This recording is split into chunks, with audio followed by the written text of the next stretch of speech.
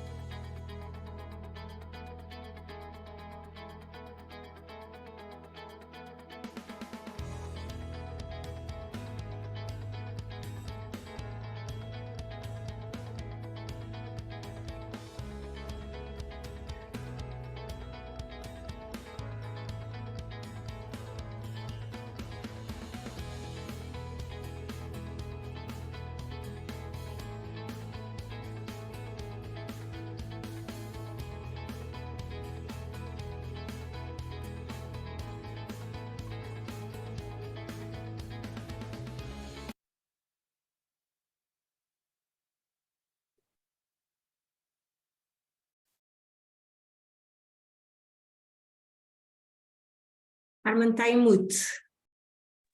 Hello, everyone.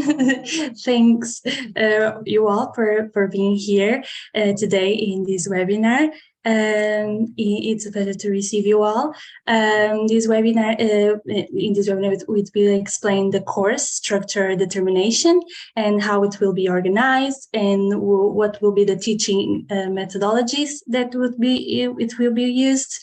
The speakers, Alexandre Antunes and Vânia André, will also provide some case studies, for example, of the structure determination applications.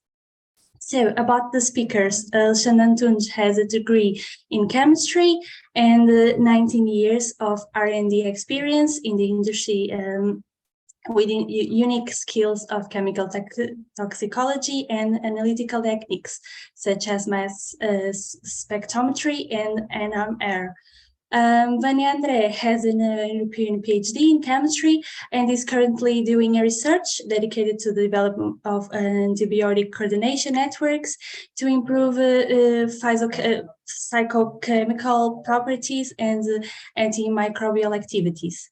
So now I'm going to pass the word to Alexandra Maria Antunes. Okay, thank you. Thank you, Carmen, for your kind invitation or introduction. Sorry. So I would like to say that the webinar and all the course will be taught in English. So I don't know if you are currently seeing my screen. Yes. Yes. The correct one. Okay. So as Carmen has already said, this webinar, the main aim is to explain not only the structure of our course, structure determination, but also what can you expect to obtain from this course? What kind of knowledge are you going to obtain at the end of this course? And also because it has quite a different structure from the usually taught courses, I will explain what are going to be the teaching methodologies and how we have designed this course. So to start, if you are interested in this course, for sure, anytime in your life you have already been faced with one of these questions, which is the structure of this side product reaction, which is the structure of this water contaminant, which are the chemical entities that are present in this criminal evidence, what are the molecules present in this sample, and so on. So these are all examples of questions that are very common in all fields of chemistry, not only in the chemical industry field, but also in the research field of chemistry. And to answer to these questions, we have to do the structural elucidation process. And the structure determination process needs usually the integration of more than one structural elucidation techniques, which each of these techniques will provide us complementary information. And some examples of the techniques for structural elucidation, the most used ones are the NMR, the infrared and Raman, the mass spectrometry, and the X-ray diffraction. And these are indeed the techniques that we choose to teach during our course. And most of these questions need more than one of these techniques, and we have to choose. Most of the times we have to choose which are the techniques that are more suited to answer to our questions. And this choice sometimes is not very straightforward. And this choice, to be able to do this choice, we have to know which are the system, which is the system that we are working with, and which are the kind of information that we want, if it is either qualitative, quantitative, and depending on these features, we are going to identify or to choose the most suited methodology to solve our question.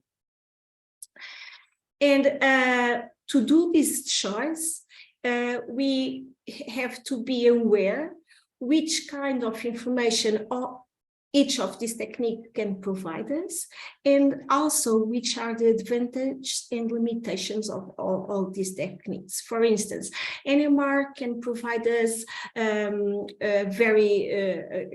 is very rich in providing us some structural information. However, it has a low sensitivity, so we need a large amount of sample to be able to do a full NMR characterization.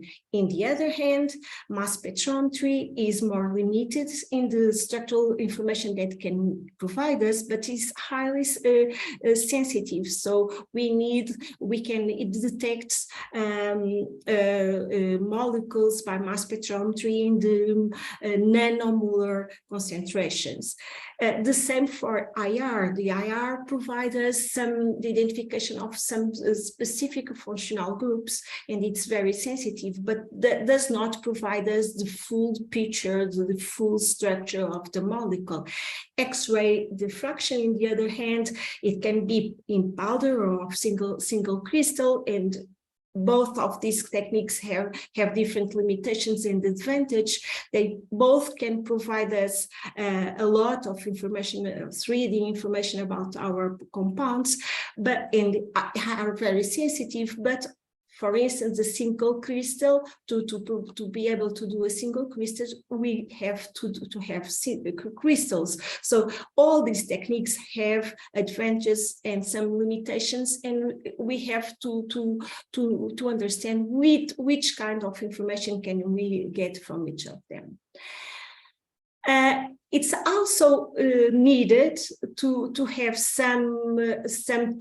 to know the theory basics of each of these techniques, and how to interpret the data that are provided from each of these techniques. And most of all, we have to know how to integrate all this knowledge, all the information that we can get from all these techniques. So all of these that are presented in these slides is what you can get from this course. So these are the learning outcomes or the learning objectives of our course. We are going to provide you some very basic theory about all these techniques. And at the end, you will know which kind of information can you get from each of these techniques, how to interpret this data. You will know also the advantage and limitations, and how to integrate all the data that are provided from the different techniques. So let's see how the courses are organized and how can you get this knowledge. First of all, the theory basics will be provided to you in advance. So in what we call asynchronous classes. So before the classes itself, we are going to provide you some videos with the very basics theory information about the technique, and which you should assist before the class itself, because in the classes we are going the classes are going to be provided in what we call flipped classroom. I'm going to explain in a little bit more detail. And they are going to be online, and they are going to be focused on the consolidation of the knowledge that was provided by not only by the videos, but also by what we call problem-based learning. You are going to learn by applying. By solving case studies, so it's going to be very applied. And all these classes, or each of the techniques, are going to be taught by experts in each of the techniques. And here are the faces of all teachers that are going to be involved in our course. So as I told you, these flipped classrooms are intended. What we intend by the flipped classes is that we are not going to provide you or the basic theory is not going to be provided to you during the class itself. You are going to be able to assist to our videos, and during the classes we are going to apply this knowledge for solving case studies, and in group, we are going to promote also some group discussions. We can provide you a question that you are going to discuss in groups. At the end, we are also going to have what we call a hands-on practical session, where you are going to be able not only to know, to prepare the sample, so you are going to learn which are the sample requirements for each of these techniques, and you are also going to be able to see how the instruments work, how they work, and how this information is in fact obtained in practical meaning. So this is the overall of the structure of the course. So the course will start next February 27. It has an overall duration of 22 hours, and the classes will occur Mondays and Wednesdays from 18 hours to 19 and a half hours. So as you see from this schedule, we are going to have first classes from each of the techniques. So from week 1 to week 5, you are going to have classes from each of the techniques. Then we are going to have at week 5, we are going to have a class that we call it the integrative case class, where you are going to solve a case study that integrates all the techniques, where you are actually going to learn how to integrate the information that you can get from all the techniques. So we are also going to have a practical session that will occur on a Saturday, so that you can be able to come here to IST, and these classes, you are going to visit all the facilities that we have here at Centro Técnico Estrutural, that we have all these analytical facilities, and it is going to be a whole day focus on the practical sessions of each of these techniques, and at the end we are going to have the evaluation. So to give you some a small flavor of what you are going to be capable of, and what kind of information you are going to get. Now, Vani and I, we are going to give you two brief case studies where you can see that how these structural determination procedures can be applied to solve some questions. So the case study that I brought to you today is a case of a white powder that was seized, and there was the suspicion that it could be a drug of abuse. However, when this powder was analyzed by GCMS, it did not allow the identification based on the comparison with databases of controlled drugs. So for sure, it was not a controlled drug. It was something that was not yet controlled by the forensic in the forensic field. So, but it could be, and currently we are facing a big problem about the introduction of new synthetic drugs.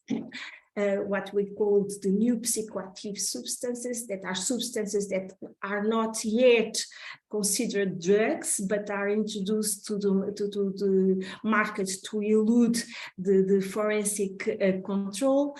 And we wanted to know which if it could be a NPS, if it was a pure compound, if it was a mixture, and which was the structure of these of the main component of this mixture. So the first thing to do is to choose the methodologies that we could use. So this is the worst case scenario of a structure determination problem. We have no clue about the structure. So we have no clue what was present in this structure, so we have to start from the scratch. But we had here a good thing, because we had no sample quantity restrictions. We had like 10 grams of this powder, so we could perform as much methodology, we could apply as much methodologies as we could. So we had no sample restrictions. So the first thing to do, we chose to do, it was to analyze the powder by LCMS.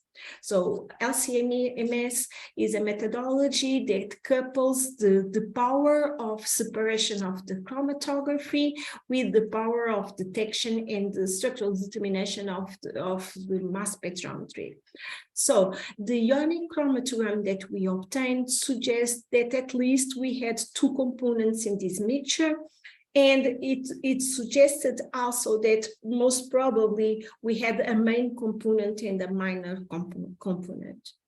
The mass spectrometry is spectrum that we obtained from the main component is this one that I show you here in above, and by this spectrum, we could conclude that the main components had a molecular weight of 197, and that it could have a odd number of nitrogens, but also the isotopic pattern obtained from this mass spectrum provide us the information that we should have a chlorine atom in our molecule. So all of these we could conclude by the LCMS analysis. So the next step was to analyze the powder by infrared, and in infrared we identified some functional groups. So by this infrared, we could say that we could identify the band that is could be responsible from the C, the carbonyl stretch from a ketone, and we could also see some sp2 CH asymmetric stretches from aromatics. So most probably we had a ketone in an aromatic moiety. So the next step was to analyze this powder by solution NMR. So I would like to stress here that if you remember, when we analyzed by LCMS, we could see two signals. We could see that we had two components in our mixture, but when we start analyzing this solid by solution NMR, we could only see signals from one compound, the main compound. So this is an example of the sensitivity limitation of NMR. By NMR compounds that are less than 10%, we cannot identify them. So this is a good example of one limitation of the NMR. But on the other hand, we have a lot of information only by proton NMR analysis. So we have this doublet at 1.44 ppms that integrates for 3 protons that suggests that we had a CH3 that was linked with the CH. Then we had another singlet integrating for 3 protons, very shielded. So we could have here CH3 linked with an heteroatom, namely with a nitrogen. So when we looked at the aromatic area of our spectrum, we could see that we had signals compatible with an aromatic ring that was substituted in the meta position.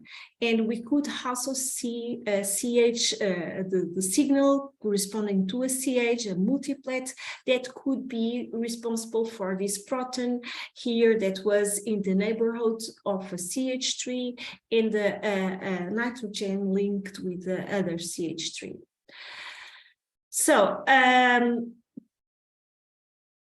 So from these three techniques, we had already a lot of information. From the MS, we could see the molecular weight of the molecule. We could see that we had a chlorine and that we had at least one nitrogen or an odd number of nitrogens.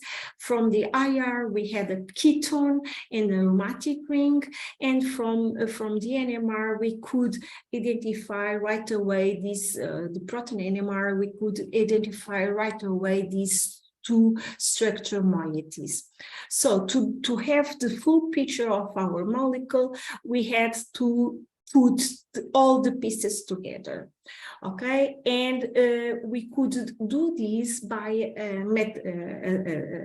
a specific NMR experiment that is called HMBC, that provides correlations between protons and carbons present in the molecule. And we can see correlations between these protons and the carbons that are 3 bonds apart. And doing this, we could say that, for instance, this CH3 was 3 bonds apart from this CH. We could see that, for instance, the proton, aromatic proton at the position 2 was 3 bonds apart from the carbonyl, the ketone carbonyl. So doing this kind of identification, we can have the full picture of our molecule. And doing this exercise, we could see that we had a catenone, a synthetic catenone with this structure, and we could identify the main product of our white powder. So so I think this case study can exemplify very well how we need all these techniques and how we can then integrate all the techniques to have one structure. So next, Vania will explain or will present you one additional case studies. Vania, the floor is yours. Thank you, Alexandra. Good afternoon, everyone. So I'm going to give you a different case study. It's a case study known from literature, and it is the ritonavir story. Ritonavir is an antiretroviral drug used to treat HIV patients. The molecule was developed in 1992. In 1995, the drug application was submitted, and in 1996, it was approved and it was launched in the market. Nevertheless, in 1998, some batches failed dissolution specifications, and there were reports that the pills were not being effective in the patients. So further investigation was needed because something was happening. Could it be a new form, a solvent, short forms, a secondary product? The pharma industry did not know, so they had to go and search what was happening. And to do that, they needed to integrate different techniques. We have here in the bottom an example of a workflow that can be followed in the industry. And as you can see, different techniques had to be used. And those include Raman, X-ray diffraction, and other techniques that are the aim of this course. Alexandra, can you please go to the next slide? Of course. Thank you. And so, as I was saying, by the combination of different techniques that include powder X-ray diffraction, synchronous X-ray diffraction, Raman spectroscopy, it was possible to identify the problem, and the problem was the formation of a new polymorph. By new, it means that it was not known for in pharma industry or in academia until that moment. And this new polymorph that was being formed is more stable, and as such, it is much less soluble. And so the efficiency in the patients was not the same. A polymorph is something that it has the same structure, the same chemical structure, but it crystallizes in a different form. And as in the solid state, they present different structures or different conformations. In this case, we have different polymer X-ray diffraction patterns, as we can see here in these two images. Form 1, that was the one initially launched in the market to treat the patients, as a completely different polymer X-ray diffraction pattern than form 2, because they are different solid form entities, even though the molecule is exactly the same. And this proved that something different was being formed, and that had implications in the final efficiency of the drug. Also by single crystal X-ray diffraction, Alexandra. Both forms were possible to crystallize, and you have in the bottom the images in green and pink, showing that the morphology of the crystals that are grown is quite different for form 1 and for form 2. It was possible from these crystals to use single crystal X-ray diffraction technique and determine the crystal structures of each of these forms.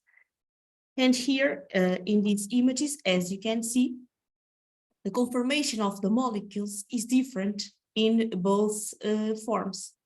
And this has implications in the interactions that the molecules do. Can you please go to the next one, Alexandra?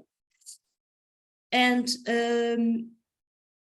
as the positioning of the substituent groups is different, also the hydrogen bonds that are established are completely different, as you can see on these images. And the different hydrogen bonding patterns give rise to different crystal packings. And the number of hydrogen bonds, as well as the crystal packing, are responsible for the lower solubility of form 1. Okay? Of form 2, I'm sorry. So this is an explanation for the low solubility of form 2 that is more stable but less soluble. Of course, that apart from X-ray diffraction, we can use different techniques, and they were used in the beginning to identify the problem, and gamma is one of those techniques. Sandra. At that point, at 1998, the second polymorph was found, but at this moment, at least 5 polymorphic forms have been discovered. And as you can see here, gamma is also a technique that can be used to differentiate between different polymorphic forms in this case, because there are ranges of shifts that can be analyzed, in which we have different peaks for the different polymorphic forms, okay? And gamma is indeed one of the techniques that can be used in high-throughput crystallization screens. Also, solid-state NMR can be used in this case. I didn't include it here, the images, but you can also use solid-state NMR to try to identify the differences between the peaks of the different polymorphic forms. And this is another example in which you see that by a different combination of techniques, the ones that we are working here in this course, can be used to identify a problem, to justify the problem, because with this we can also justify why the second form is more soluble. And then this discovery led the industry to try to solve the problem, and it went to go from a solid pill to use soft gel capsules, in which the solid state is not relevant anymore, and so we don't have new polymorphs arising during the process. Okay, and with this, I hope I showed you the other applications of the techniques we are going to know. And just to conclude, I would like to tell you, or we would like to tell you, that at the end of the course, we are not expecting the students or the attendees to be experts in all the techniques that are going to be dealt with during the course, but we hope that you are able to acknowledge the fundamentals of each technique, including limitations and advantages, and mainly that everyone is able to select the best technique or combination of techniques for each specific problem they face, either in academia or in the industry. Okay, and if you have any questions for us, we are glad to answer. You can just unmute yourself and pose your questions.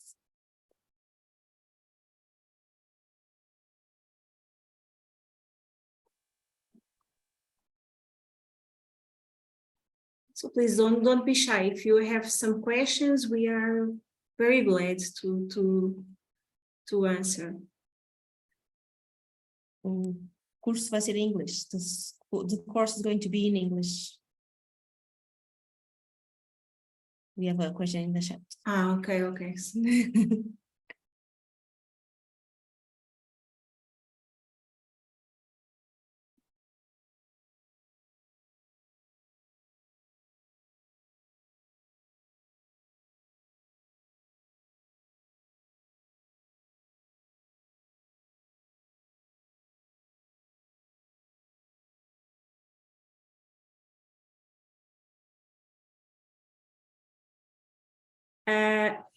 Actually, we can have students that are not Portuguese, okay?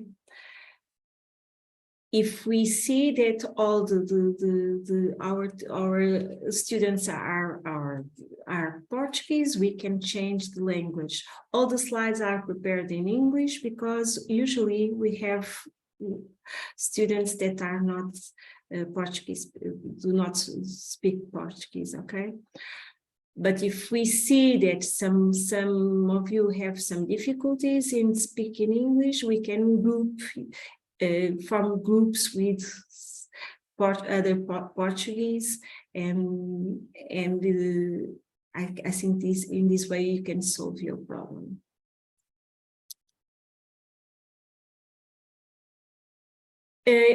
Carlos, yes, we support always. We have lots. I can tell you that this is going to be our first version, as it is the course, but we are teaching these techniques for many years, and usually our students come to us whenever they have doubts or they need some help to solve some problems in this field.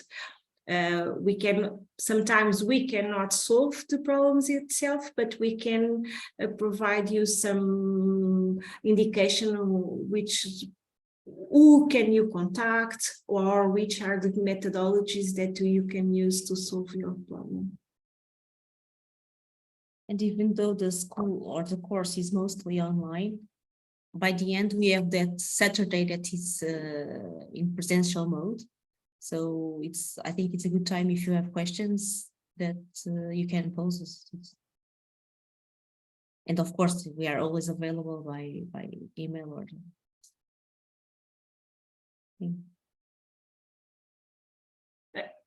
Even if your background is not chemistry, I think you are not going to have difficulties in the understanding, because we are going to provide the very basics. So we are going to teach you how to interpret data. So the subject here is not going to be chemistry itself, is going to be more the technique. In terms of evaluation, we have to evaluate you, otherwise this could not be a formation course. So what we are going to provide you is a test with some questions that you have to answer. So it could be the interpretation of a spectra, or how to ascribe a structure based on the data that we provide you. So exactly the same thing that we are going to do through the classes. So it's not going to be a problem at all. Okay, the evaluation is going to be an exercise where you are going to apply everything that you learned during the classes. It's not going to be theoretical questions. It's going to be an exercise. Filomena Martins is asking if the slides will be shared with attendees. Yes, of course, of course.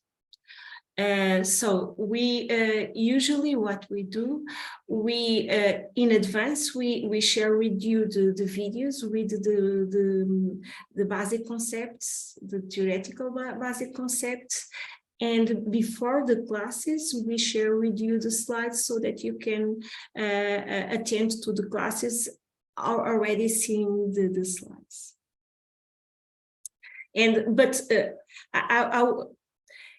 actually, it's not going to be more slides because what we are going to provide you are spectra that you are going to interpret. Okay, so we are going to scout you during the interpretation. So do not expect to have 30 slides or something. So very small, a very small number of slides, just explaining how you are going to obtain.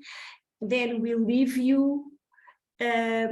We'll leave you and we'll group you in small groups where you are going to try to do it by yourself, and we are going to assist you during this all this journey. Okay, do not expect these classical classes with many slides and everything. So this is going to be provided in advance. Okay.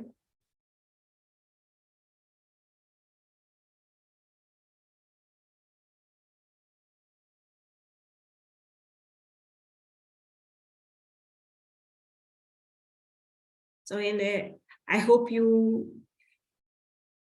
I hope we could call your attention for the course, and that you with this explanation you are more excited to attend to this course. I think is a very good way of learning this process. Exactly. If anyone has more questions, you can put it on the chat, or who should I ask in voice? The invoice is when you contact Técnico will issue the invoice. Okay, so.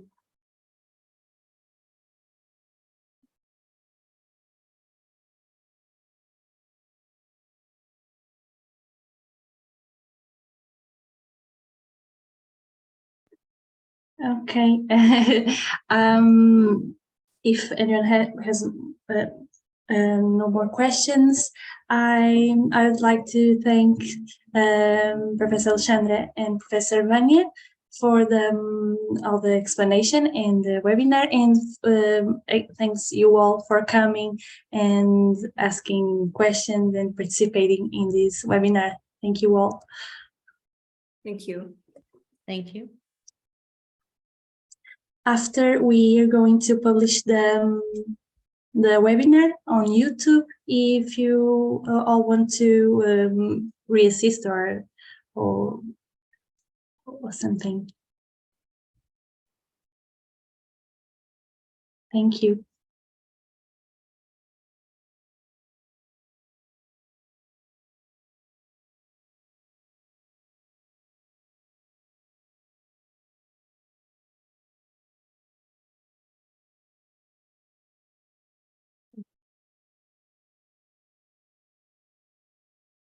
Diz aqui a Leonor A Leonor, estás a Leonor? Sim.